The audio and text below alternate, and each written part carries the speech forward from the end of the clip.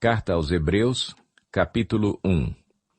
Há muito tempo Deus falou muitas vezes e de várias maneiras aos nossos antepassados por meio dos profetas, mas nestes últimos dias falou-nos por meio do Filho, a quem constituiu herdeiro de todas as coisas e por meio de quem fez o universo.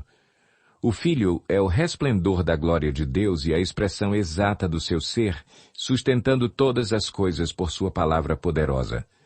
Depois de ter realizado a purificação dos pecados, ele se assentou à direita da majestade nas alturas, tornando-se tão superior aos anjos quanto o nome que herdou é superior ao deles.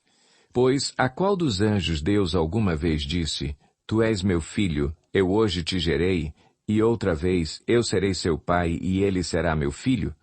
E ainda, quando Deus introduz o primogênito no mundo, diz, todos os anjos de Deus o adorem. Quanto aos anjos, ele diz, ele faz dos seus anjos ventos e dos seus servos clarões reluzentes. Mas a respeito do Filho diz, o teu trono, ó Deus, subsiste para todo o sempre. Cetro de equidade é o cetro do teu reino. Amas a justiça e odeias a iniquidade. Por isso Deus, o teu Deus, escolheu-te dentre os teus companheiros, ungindo-te com óleo de alegria. E também diz, no princípio, Senhor, firmaste os fundamentos da terra, e os céus são obras das tuas mãos. Eles perecerão, mas tu permanecerás. Envelhecerão como vestimentas, tu os enrolarás como um manto, como roupas eles serão trocados. Mas tu permaneces o mesmo, e os teus dias jamais terão fim. A qual dos anjos Deus alguma vez disse, senta-te à minha direita até que eu faça dos teus inimigos um estrado para os teus pés? Os anjos não são, todos eles, espíritos ministradores enviados para servir aqueles que hão de herdar a salvação? Hebreus, capítulo 2. Por isso é preciso que prestemos maior atenção ao que temos ouvido para que jamais nos desviemos. Porque se a mensagem transmitida por anjos provou a sua firmeza e toda transgressão e desobediência recebeu a devida punição, como escaparemos se negligenciarmos tão grande salvação? Esta salvação, primeiramente anunciada pelo Senhor, foi-nos confirmada pelos que a ouviram. Deus também deu testemunho dela por meio de sinais, maravilhas, diversos milagres e dons do Espírito Santo distribuídos de acordo com a sua vontade. Não foi a anjos que ele sujeitou o mundo que há de vir, a respeito do qual estamos falando, mas alguém, em certo lugar, testemunhou dizendo, Que é o homem para que com ele te importes? E o filho do homem para que com ele te preocupes? Tu o fizeste um pouco menor do que os anjos e o coroaste de glória e de honra. Tudo sujeitaste debaixo dos seus pés. Ao lhe sujeitar todas as coisas, nada deixou que não lhe estivesse sujeito. Agora, porém, ainda não vemos que todas as coisas lhe estejam sujeitas. Vemos, todavia, aquele que, por um pouco foi feito menor do que os anjos, Jesus, coroado de honra e de glória, por ter sofrido a morte, para que pela graça de Deus, em favor de todos, experimentasse a morte. Ao levar muitos filhos à glória, convinha que Deus, por causa de quem e por meio de quem tudo existe, tornasse perfeito, mediante o sofrimento, o autor da salvação deles. Ora, tanto o que santifica quanto os que são santificados provêm de um só.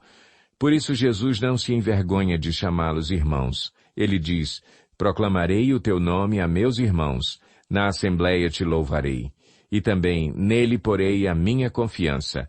Novamente ele diz, aqui estou eu com os filhos que Deus me deu. Portanto, visto que os filhos são pessoas de carne e sangue, ele também participou dessa condição humana, para que, por sua morte, derrotasse aquele que tem o poder da morte, isto é, o diabo, e libertasse aqueles que durante toda a vida estiveram escravizados pelo medo da morte. Pois é claro que não é a anjos que ele ajuda, mas aos descendentes de Abraão. Por essa razão era necessário que ele se tornasse semelhante a seus irmãos em todos os aspectos, para se tornar sumo sacerdote misericordioso e fiel com relação a Deus e fazer propiciação pelos pecados do povo. Porque, tendo em vista o que ele mesmo sofreu quando tentado, ele é capaz de socorrer aqueles que também estão sendo tentados. Hebreus, capítulo 3. Portanto, santos irmãos, participantes do chamado celestial, fixem os seus pensamentos em Jesus, apóstolo e sumo sacerdote que confessamos. Ele foi fiel àquele que o havia constituído, assim como Moisés foi fiel em toda a casa de Deus. Jesus foi considerado digno de maior glória do que Moisés, da mesma forma que o construtor de uma casa tem mais honra do que a própria casa. Pois toda casa é construída por alguém, mas Deus é o edificador de tudo. Moisés foi fiel como servo em toda a casa de Deus, dando testemunho do que haveria de ser dito no futuro. Mas Cristo é fiel como filho sobre a casa de Deus, e esta casa somos nós, se é que nos apegamos firmemente à confiança e à esperança da qual nos gloriamos. Assim como diz o Espírito Santo, hoje, se vocês ouvirem a sua voz, não endureçam o coração como na rebelião, durante o tempo da provação no deserto, onde os seus antepassados me tentaram, pondo-me à prova, apesar de, durante 40 anos, terem visto o que eu fiz. Por isso fiquei irado contra aquela geração e disse, o seu coração está sempre se desviando, e eles não reconheceram os meus caminhos. Assim jurei na minha ira, jamais entrarão no meu descanso. Cuidado, irmãos, para que nenhum de vocês tenha coração perverso e incrédulo que se afaste do Deus vivo. Ao contrário, encorajem-se uns aos outros todos os dias, durante o tempo que se chama hoje, de modo que nenhum de vocês seja endurecido pelo engano do pecado, pois passamos a ser participantes de Cristo, desde que, de fato, nos apeguemos até o fim à confiança que tivemos no princípio. Por isso é que se diz, se hoje vocês ouvirem a sua voz, não endureçam o coração como na rebelião. Quem foram os que ouviram e se rebelaram? Não foram todos os que Moisés tirou do Egito? Contra quem Deus esteve irado durante 40 anos? Não foi contra aqueles que pecaram, cujos corpos caíram no deserto? E a quem jurou que nunca haveriam de entrar no seu descanso? Não foi àqueles que foram desobedientes?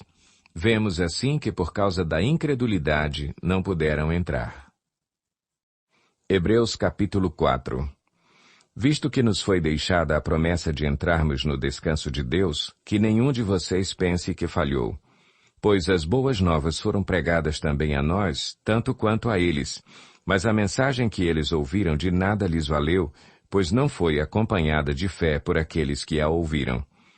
Pois nós, os que cremos, é que entramos naquele descanso, conforme Deus disse, assim jurei na minha ira, jamais entrarão no meu descanso, embora as suas obras estivessem concluídas desde a criação do mundo. Pois em certo lugar ele falou sobre o sétimo dia nestas palavras. No sétimo dia, Deus descansou de toda a obra que realizara. E de novo na passagem citada há pouco, diz, jamais entrarão no meu descanso. Portanto, resta entrarem alguns naquele descanso, e aqueles a quem anteriormente as boas novas foram pregadas não entraram por causa da desobediência. Por isso Deus estabelece outra vez um determinado dia, chamando-o hoje, ao declarar muito tempo depois por meio de Davi de acordo com o que fora dito antes. Se hoje vocês ouvirem a sua voz, não endureçam o coração. Porque, se Josué lhes tivesse dado descanso, Deus não teria falado posteriormente a respeito de outro dia. Assim, ainda resta um descanso sabático para o povo de Deus, pois todo aquele que entra no descanso de Deus também descansa das suas obras, como Deus descansou das suas. Portanto, esforcemo-nos por entrar nesse descanso, para que ninguém venha a cair, seguindo aquele exemplo de desobediência. Pois a palavra de Deus é viva e eficaz, e mais afiada que qualquer espada de 2 gumes. Ela penetra até o ponto de dividir alma e espírito, juntas e medulas, e julga os pensamentos e intenções do coração. Nada em toda a criação está oculto aos olhos de Deus.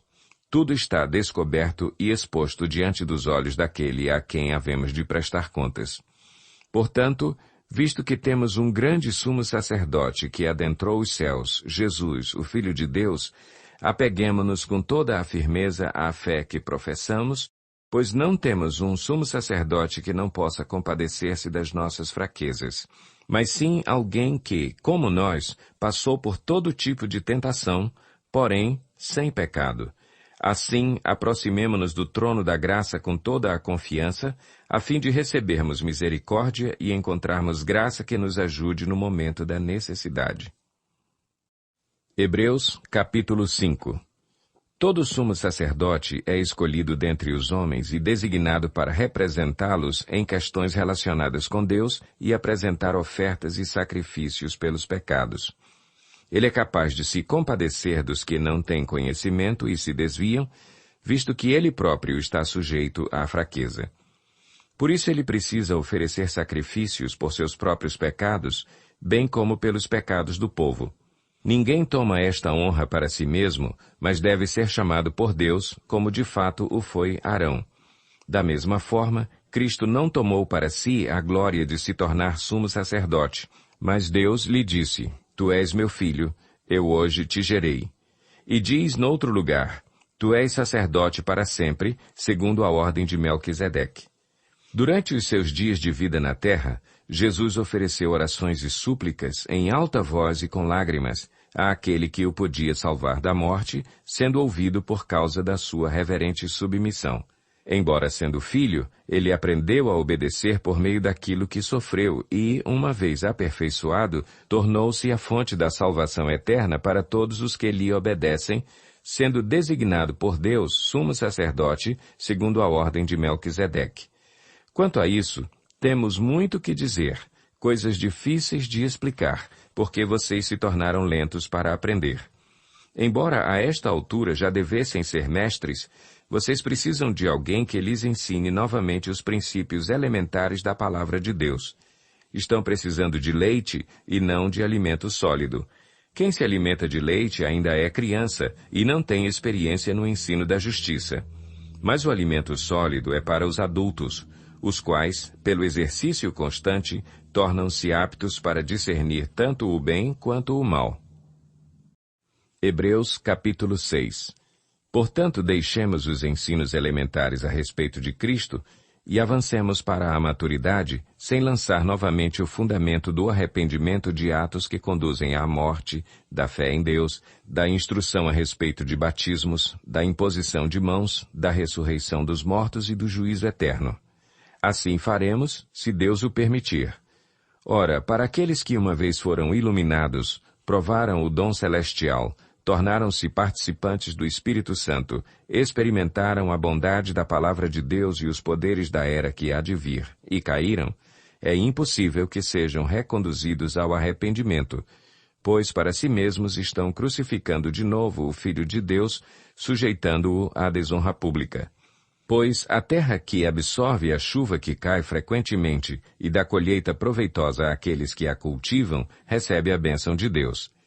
Mas a terra que produz espinhos e ervas daninhas é inútil e logo será amaldiçoada. Seu fim é ser queimada. Amados, mesmo falando dessa forma, estamos convictos de coisas melhores em relação a vocês, coisas próprias da salvação. Deus não é injusto, Ele não se esquecerá do trabalho de vocês e do amor que demonstraram por Ele, pois ajudaram os santos e continuam a ajudá-los.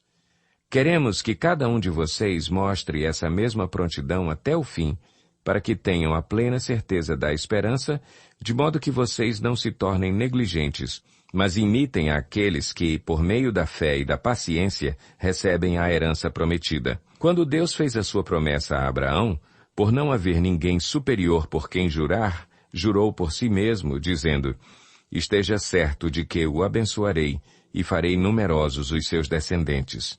E foi assim que, depois de esperar pacientemente, Abraão alcançou a promessa. Os homens juram por alguém superior a si mesmos, e o juramento confirma o que foi dito, pondo fim a toda a discussão. Querendo mostrar de forma bem clara a natureza imutável do seu propósito para com os herdeiros da promessa, Deus o confirmou com juramento, para que, por meio de duas coisas imutáveis nas quais é impossível que Deus minta, sejamos firmemente encorajados, nós que nos refugiamos nele para tomar posse da esperança a nós proposta.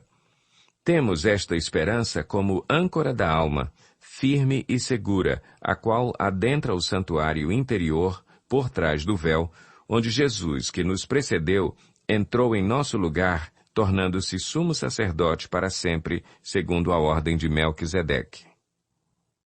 Hebreus, capítulo 7. Esse Melquisedeque, rei de Salém e sacerdote do Deus Altíssimo, encontrou-se com Abraão quando este voltava, depois de derrotar os reis, e o abençoou. E Abraão lhe deu o dízimo de tudo. Em primeiro lugar, seu nome significa Rei de Justiça, depois, Rei de Salém, quer dizer Rei de Paz. Sem pai, sem mãe, sem genealogia, sem princípio de dias nem fim de vida, feito semelhante ao Filho de Deus, ele permanece sacerdote para sempre. Considerem a grandeza desse homem. Até mesmo o patriarca Abraão lhe deu o dízimo dos despojos. A lei requer dos sacerdotes dentre os descendentes de Levi que recebam o dízimo do povo, isto é, dos seus irmãos, embora estes sejam descendentes de Abraão. Este homem, porém, que não pertencia à linhagem de Levi, recebeu os dízimos de Abraão e abençoou aquele que tinha as promessas. Sem dúvida alguma, o inferior é abençoado pelo superior. No primeiro caso, quem recebe o dízimo são homens mortais. No outro caso, é aquele de quem se declara que vive.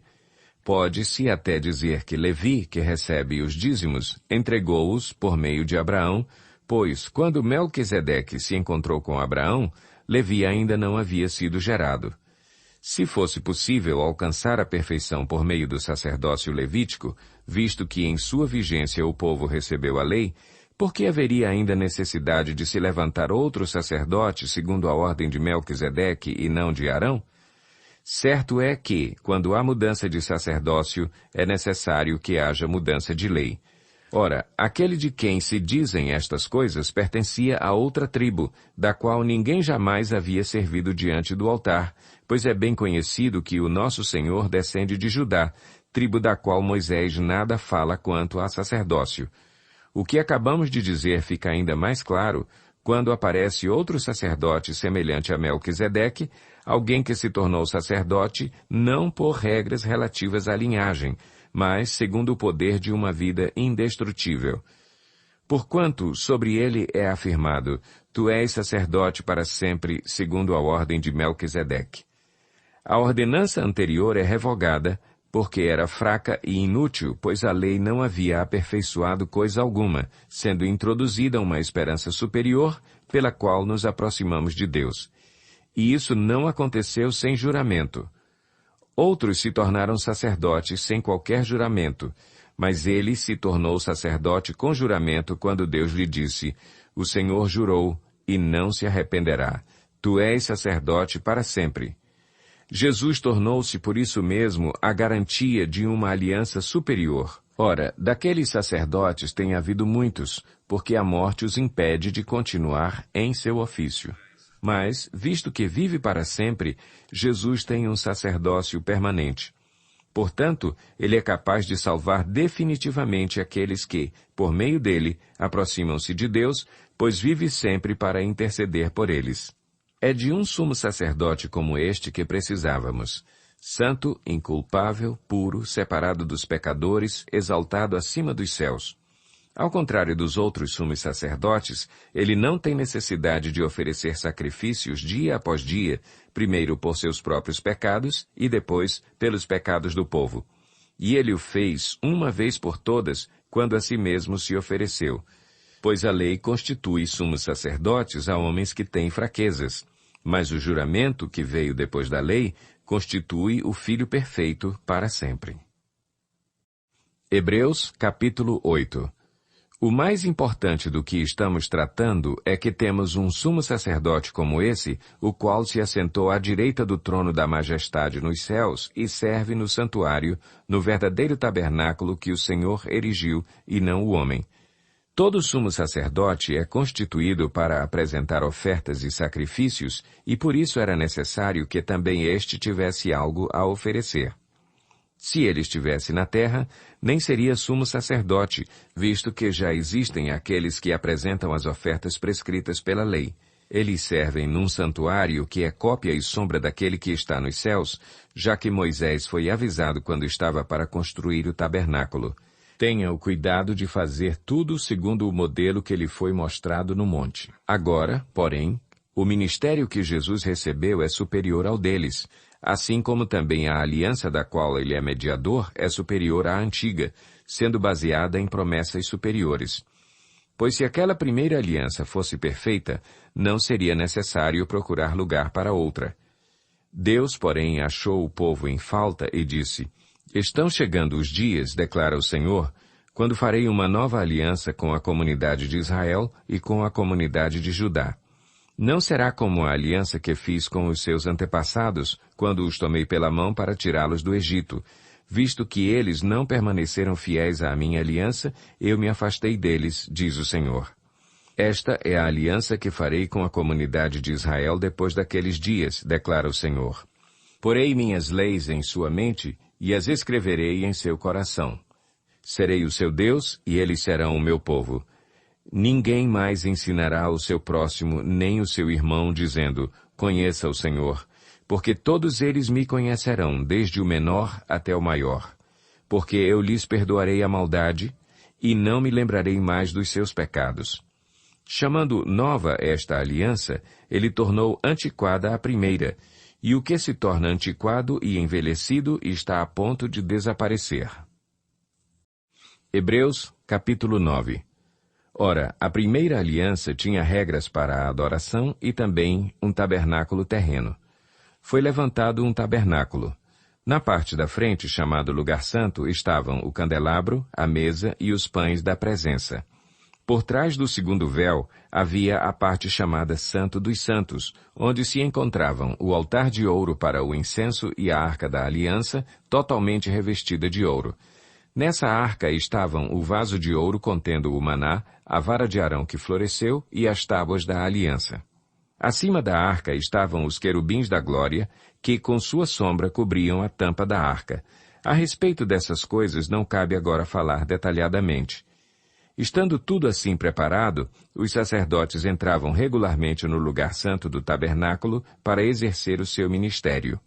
No entanto, somente o sumo sacerdote entrava no Santo dos Santos apenas uma vez por ano e nunca sem apresentar o sangue do sacrifício que ele oferecia por si mesmo e pelos pecados que o povo havia cometido por ignorância. Dessa forma, o Espírito Santo estava mostrando que ainda não havia sido manifestado o caminho para o Santo dos Santos enquanto permanecia o primeiro tabernáculo. Isso é uma ilustração para os nossos dias, indicando que as ofertas e os sacrifícios oferecidos não podiam dar ao adorador uma consciência perfeitamente limpa. Eram apenas prescrições que tratavam de comida e bebida e de várias cerimônias de purificação com água.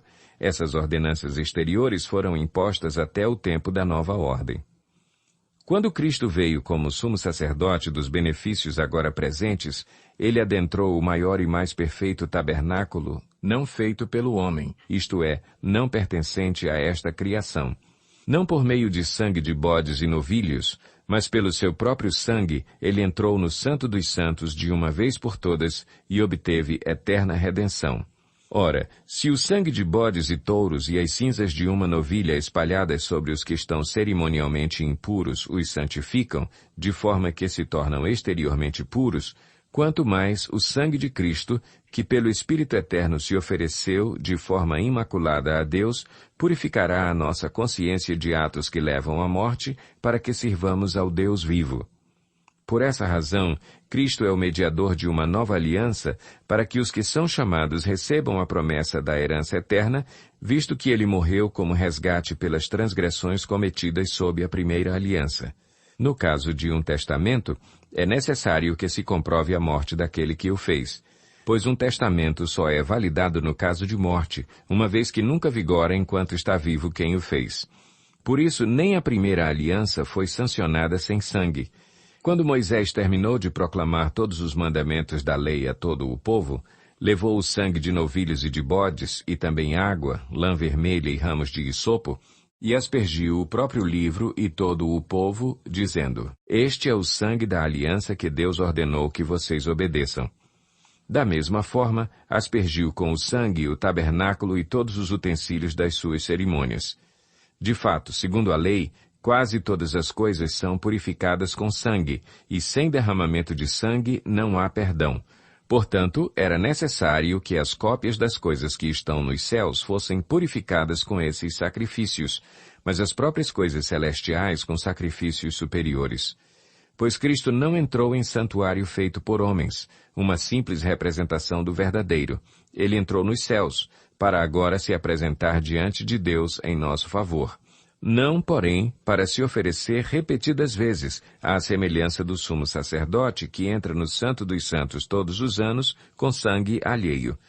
Se assim fosse, Cristo precisaria sofrer muitas vezes, desde o começo do mundo. Mas agora ele apareceu uma vez por todas no fim dos tempos, para aniquilar o pecado mediante o sacrifício de si mesmo.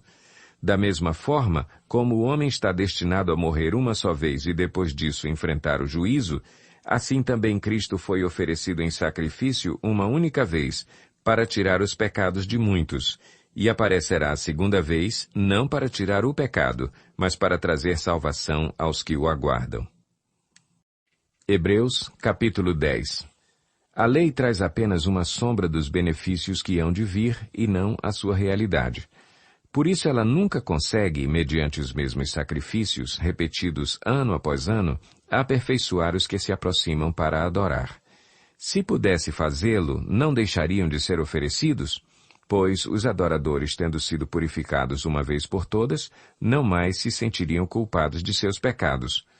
Contudo, esses sacrifícios são uma recordação anual dos pecados, pois é impossível que o sangue de touros e bodes tire pecados. Por isso, quando Cristo veio ao mundo, disse, sacrifício e oferta não quiseste, mas um corpo me preparaste. De holocaustos e ofertas pelo pecado não te agradaste. Então eu disse, aqui estou. No livro está escrito a meu respeito, vim para fazer a tua vontade, ó Deus. Primeiro ele disse, sacrifícios, ofertas, holocaustos e ofertas pelo pecado não quiseste, nem deles te agradaste, os quais eram feitos conforme a lei. Então acrescentou, aqui estou, vim para fazer a tua vontade. Ele cancela o primeiro para estabelecer o segundo. Pelo cumprimento dessa vontade, fomos santificados por meio do sacrifício do corpo de Jesus Cristo, oferecido uma vez por todas. Dia após dia, todo sacerdote apresenta-se e exerce os seus deveres religiosos. Repetidamente oferece os mesmos sacrifícios que nunca podem remover os pecados. Mas quando este sacerdote acabou de oferecer para sempre um único sacrifício pelos pecados, assentou-se à direita de Deus. Daí em diante, ele está esperando até que os seus inimigos sejam colocados como estrado dos seus pés. Porque, por meio de um único sacrifício, ele aperfeiçoou para sempre os que estão sendo santificados. O Espírito Santo também nos testifica a este respeito. Primeiro, ele diz, esta é a aliança que farei com eles, depois daqueles dias, diz o Senhor. Porei as minhas leis em seu coração e as escreverei em sua mente. E acrescenta, dos seus pecados e iniquidades não me lembrarei mais. Onde esses pecados foram perdoados, não há mais necessidade de sacrifício por eles. Portanto, irmãos, temos plena confiança para entrar no Santo dos Santos pelo sangue de Jesus, por um novo e vivo caminho que ele nos abriu por meio do véu, isto é, do seu corpo. Temos, pois, um grande sacerdote sobre a casa de Deus. Sendo assim, aproximemo-nos de Deus com um coração sincero e com plena convicção de fé, tendo os corações aspergidos para nos purificar de uma consciência culpada e tendo os nossos corpos lavados com água pura. Apeguemo-nos com firmeza à esperança que professamos, pois aquele que prometeu é fiel. E consideremos uns aos outros para nos incentivarmos ao amor e às boas obras. Não deixemos de reunir-nos como igreja, segundo o costume de alguns, mas procuremos encorajar-nos uns aos outros, ainda mais quando vocês veem que se aproxima o dia.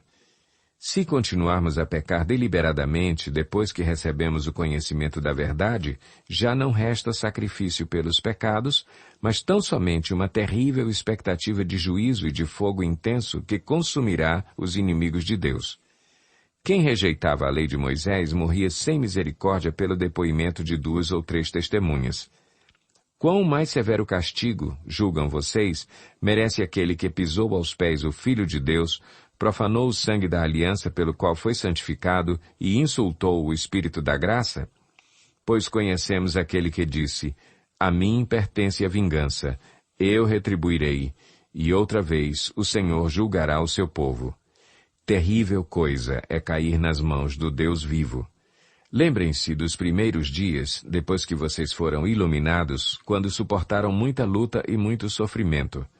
Algumas vezes vocês foram expostos a insultos e tribulações, em outras ocasiões fizeram-se solidários com os que assim foram tratados.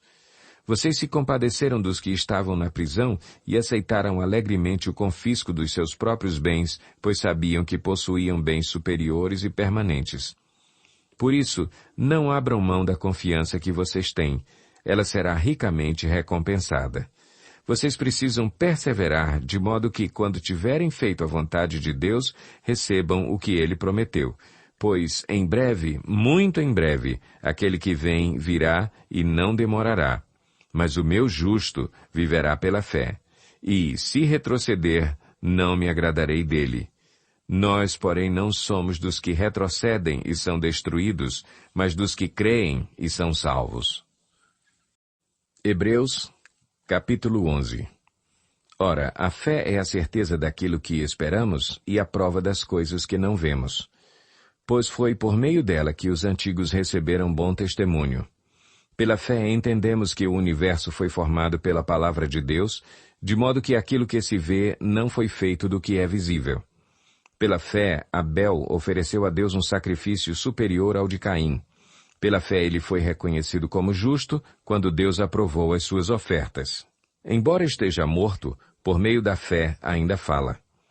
Pela fé Enoque foi arrebatado de modo que não experimentou a morte. E já não foi encontrado, porque Deus o havia arrebatado, pois antes de ser arrebatado recebeu testemunho de que tinha agradado a Deus. Sem fé é impossível agradar a Deus, pois quem dele se aproxima precisa crer que ele existe e que recompensa aqueles que o buscam. Pela fé Noé, quando avisado a respeito de coisas que ainda não se viam, movido por santo temor, construiu uma arca para salvar sua família. Por meio da fé, ele condenou o mundo e tornou-se herdeiro da justiça que é segundo a fé. Pela fé, Abraão, quando chamado, obedeceu e dirigiu-se a um lugar que mais tarde receberia como herança, embora não soubesse para onde estava indo. Pela fé peregrinou na terra prometida como se estivesse em terra estranha. Viveu em tendas, bem como Isaque e Jacó, co-herdeiros da mesma promessa. Pois ele esperava a cidade que tem alicerces, cujo arquiteto e edificador é Deus. Pela fé Abraão e também a própria Sara, apesar de estéril e avançada em idade, recebeu poder para gerar um filho, porque considerou fiel aquele que lhe havia feito a promessa. Assim, daquele homem já sem vitalidade, originaram-se descendentes tão numerosos como as estrelas do céu e tão incontáveis como a areia da praia do mar. Todos estes viveram pela fé e morreram sem receber o que tinha sido prometido. Viram-no de longe o saudaram, reconhecendo que eram estrangeiros e peregrinos na terra. Os que assim falam mostram que estão buscando uma pátria. Se estivessem pensando naquela de onde saíram, teriam oportunidade de voltar. Em vez disso, esperavam eles uma pátria melhor, isto é, a pátria celestial. Por essa razão, Deus não se envergonha de ser chamado o Deus deles, e lhes preparou uma cidade. Pela fé, Abraão, quando Deus o pôs à prova, ofereceu Isaque como sacrifício. Aquele que havia recebido as promessas estava pronto a sacrificar o seu único filho. Embora Deus lhe tivesse dito, por meio de Isaque a sua descendência será considerada. Abraão levou em conta que Deus pode ressuscitar os mortos e, figuradamente, recebeu Isaque de volta dentre os mortos. Pela fé, Isaque abençoou Jacó e Esaú com respeito ao futuro deles. Pela fé, Jacó, à beira da morte, abençoou cada um dos filhos de José e adorou a Deus, apoiado na extremidade do seu bordão. Pela fé, José, no fim da vida, fez menção do êxodo dos israelitas do Egito e deu instruções acerca dos seus próprios ossos. Pela fé, Moisés, recém-nascido, foi escondido durante 3 meses por seus pais, pois estes viram que ele não era uma criança comum e não temeram o decreto do rei. Pela fé, Moisés, já adulto, recusou ser chamado filho da filha de Faraó, preferindo ser maltratado com o povo de Deus a desfrutar os prazeres do pecado durante algum tempo. Por amor de Cristo, considerou sua desonra uma riqueza maior do que os tesouros do Egito, porque contemplava a sua recompensa. Pela fé saiu do Egito, não temendo a ira do rei, e perseverou porque via aquele que é invisível. Pela fé celebrou a Páscoa e fez a aspersão do sangue para que o destruidor não tocasse nos filhos mais velhos dos israelitas. Pela fé o povo atravessou o Mar Vermelho como em terra seca, mas quando os egípcios tentaram fazê-lo, morreram afogados. Pela fé caíram os muros de Jericó depois de serem rodeados durante 7 dias. Pela fé, a prostituta Raabe, por ter acolhido os espiões, não foi morta com os que haviam sido desobedientes. Que mais direi? Não tenho tempo para falar de Gideão, Baraque, Sansão, Jefté, Davi, Samuel e os profetas, os quais, pela fé, conquistaram reinos, praticaram a justiça, alcançaram o cumprimento de promessas, fecharam a boca de leões, apagaram o poder do fogo e escaparam do fio da espada. Da fraqueza tiraram força, tornaram-se poderosos na batalha e puseram em fuga exércitos estrangeiros. Houve mulheres que, pela ressurreição, tiveram de volta os seus mortos. Uns foram torturados e recusaram ser libertados para poderem alcançar uma ressurreição superior. Outros enfrentaram zombaria e açoites. Outros ainda foram acorrentados e colocados na prisão, apedrejados, cerrados ao meio, postos à prova, mortos ao fio da espada.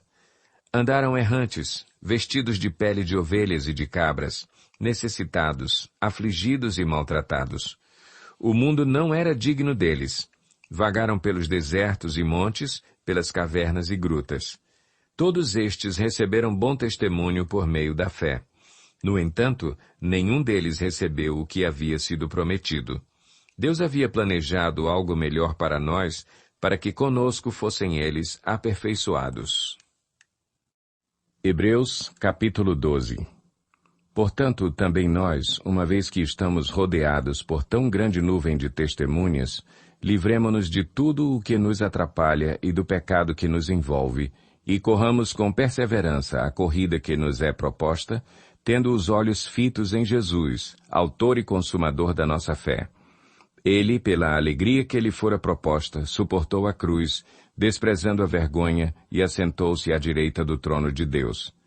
Pensem bem naquele que suportou tal oposição dos pecadores contra si mesmo, para que vocês não se cansem nem desanimem. Na luta contra o pecado, vocês ainda não resistiram até o ponto de derramar o próprio sangue. Vocês se esqueceram da palavra de ânimo que ele lhes dirige como a filhos. Meu filho, não despreze a disciplina do Senhor, nem se magoe com a sua repreensão, pois o Senhor disciplina a quem ama e castiga todo aquele a quem aceita como filho. Suportem as dificuldades, recebendo-as como disciplina. Deus os trata como filhos. Ora, qual o filho que não é disciplinado por seu pai? Se vocês não são disciplinados e a disciplina é para todos os filhos, então vocês não são filhos legítimos, mas sim ilegítimos. Além disso, tínhamos pais humanos que nos disciplinavam, e nós os respeitávamos. Quanto mais devemos submeter-nos ao Pai dos Espíritos, para assim vivermos. Nossos pais nos disciplinavam por curto período, segundo lhes parecia melhor. Mas Deus nos disciplina para o nosso bem, para que participemos da sua santidade. Nenhuma disciplina parece ser motivo de alegria no momento, mas sim de tristeza. Mais tarde, porém, produz fruto de justiça e paz para aqueles que por ela foram exercitados. Portanto, fortaleçam as mãos enfraquecidas e os joelhos vacilantes. Façam caminhos retos para os seus pés, para que o manco não se desvie, antes seja curado. Esforcem-se para viver em paz com todos e para serem santos. Sem santidade ninguém verá o Senhor. Cuidem que ninguém se exclua da graça de Deus, que nenhuma raiz de amargura brote e cause perturbação, contaminando muitos. Que não haja nenhum imoral ou profano, como Esaú, que por uma única refeição vendeu os seus direitos de herança como filho mais velho. Como vocês sabem, posteriormente, quando quis herdar a bênção, foi rejeitado, e não teve como alterar a sua decisão, embora buscasse a bênção com lágrimas.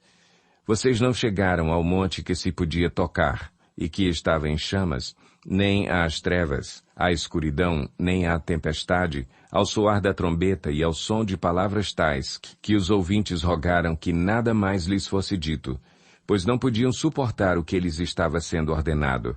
Até um animal, se tocar no monte, deve ser apedrejado. O espetáculo era tão terrível que até Moisés disse: estou apavorado e trêmulo. Mas vocês chegaram ao Monte Sião, à Jerusalém celestial, à cidade do Deus vivo. Chegaram aos milhares de anjos em alegre reunião, à igreja dos primogênitos, cujos nomes estão escritos nos céus. Vocês chegaram a Deus, juiz de todos os homens, aos espíritos dos justos aperfeiçoados, a Jesus, mediador de uma nova aliança, e ao sangue aspergido, que fala melhor do que o sangue de Abel. Cuidado, não rejeitem aquele que fala. Se os que se recusaram a ouvir aquele que os advertia na terra não escaparam, quanto mais nós, se nos desviarmos daquele que nos adverte dos céus? Aquele cuja voz outrora abalou a terra, agora promete: ainda uma vez abalarei não apenas a terra, mas também o céu. As palavras ainda uma vez indicam a remoção do que pode ser abalado, isto é, coisas criadas, de forma que permaneça o que não pode ser abalado. Portanto, já que estamos recebendo um reino inabalável, sejamos agradecidos e, assim, adoremos a Deus de modo aceitável, com reverência e temor, pois o nosso Deus é fogo consumidor. Hebreus, capítulo 13. Seja constante o amor fraternal. Não se esqueçam da hospitalidade. Foi praticando-a que, sem o saber, alguns acolheram anjos. Lembrem-se dos que estão na prisão, como se aprisionados com eles, dos que estão sendo maltratados como se vocês mesmos estivessem sendo maltratados. O casamento deve ser honrado por todos. O leito conjugal, conservado puro, pois Deus julgará os imorais e os adúlteros. Conservem-se livres do amor ao dinheiro e contentem-se com o que vocês têm, porque Deus mesmo disse: nunca o deixarei, nunca o abandonarei. Podemos, pois, dizer com confiança: o Senhor é o meu ajudador, não temerei. O que me podem fazer os homens? Lembrem-se dos seus líderes que lhes falaram a palavra de Deus. Observem bem o resultado da vida que tiveram e imitem a sua fé. Jesus Cristo é o mesmo ontem, hoje e para sempre. Não se deixem levar pelos diversos ensinos estranhos. É bom que o nosso coração seja fortalecido pela graça e não por alimentos cerimoniais, os quais não têm valor para aqueles que os comem. Nós temos um altar do qual não tem direito de comer os que ministram no tabernáculo. O sumo sacerdote leva sangue de animais até o Santo dos Santos como oferta pelo pecado, mas os corpos dos animais são queimados fora do acampamento. Assim, Jesus também sofreu fora das portas da cidade para santificar o povo por meio do seu próprio sangue. Portanto, saiamos até ele, fora do acampamento, suportando a desonra que ele suportou. Pois não temos aqui nenhuma cidade permanente, mas buscamos a que há de vir. Por meio de Jesus, portanto, ofereçamos continuamente a Deus um sacrifício de louvor, que é fruto de lábios que confessam o seu nome. Não se esqueçam de fazer o bem e de repartir com os outros o que vocês têm, pois de tais sacrifícios Deus se agrada. Obedeçam aos seus líderes e submetam-se à autoridade deles. Eles cuidam de vocês como quem deve prestar contas. Obedeçam-lhes para que o trabalho deles seja uma alegria e não um peso, pois isso não seria proveitoso para vocês. Orem por nós. Estamos certos de que temos consciência limpa e desejamos viver de maneira honrosa em tudo. Particularmente, recomendo-lhes que orem para que eu lhes seja restituído em breve.